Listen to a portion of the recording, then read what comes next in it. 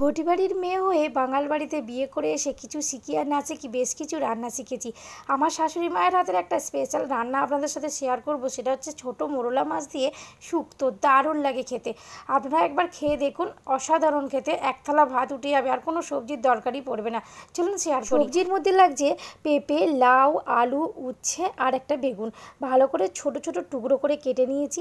আর এদিকে ভেজে নিচ্ছি আমি মাছ, ছোট মোরলা মাছ। নুন হলুদ মাখিয়ে রেখে দিয়েছিলাম ভালো করে ধুয়ে।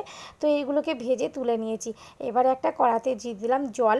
এই জলের মধ্যে যে সবজিগুলো কুচিয়ে রেখেছি সেগুলো সব দিয়ে দেবো, নুন হলুদ দিয়ে দেবো।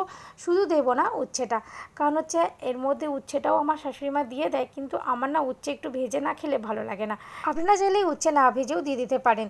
তো সব কিছু দিয়ে ভালো করে সেদ্ধ করে নেবো ঢাকা দিয়ে দিয়ে। তারপরে উচ্ছেটা ভেজে নিয়ে উচ্ছেটা দিয়ে একদম ভালো করে সবজিগুলো সেদ্ধ করে নিয়েছি, জলটাও মরে এসছে। এবার মাছগুলো দিয়ে কিছুক্ষণ ফুটিয়ে 1-2 মিনিট ফুটিয়ে নামিয়ে নিয়েছি।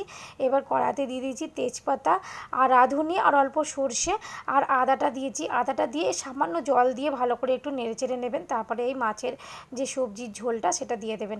একটা বাটিতে আমি আদা রেখে দিয়েছিলাম খানিকটা, সেই আদা আর 1 চামচ মতন আটা নিয়ে নিয়েছি, জল দিয়ে ভালো করে গুলে এবার এই সবজিটার মধ্যে দিয়ে দিলাম। আর দিয়ে দিয়েছিলাম চিনি, নুন আপনারা স্বাদ মতো দিয়ে দেবেন। তৈরি হয়ে গেছে আমার মোলা মাছের শুক্তো রেসিপি। একবার বানিয়ে খেয়ে দেখুন, অসাধারণ লাগে খেতে। কেমন লাগলো অবশ্যই কমেন্ট করে জানাবেন। রেসিপিটা যদি ভালো লেগে থাকে একটা লাইক করবেন, ভিডিওটা আপনাদের বন্ধুদের কাছে শেয়ার করে দেবেন। দেখা হচ্ছে পরের ভিডিওতে। টাটা।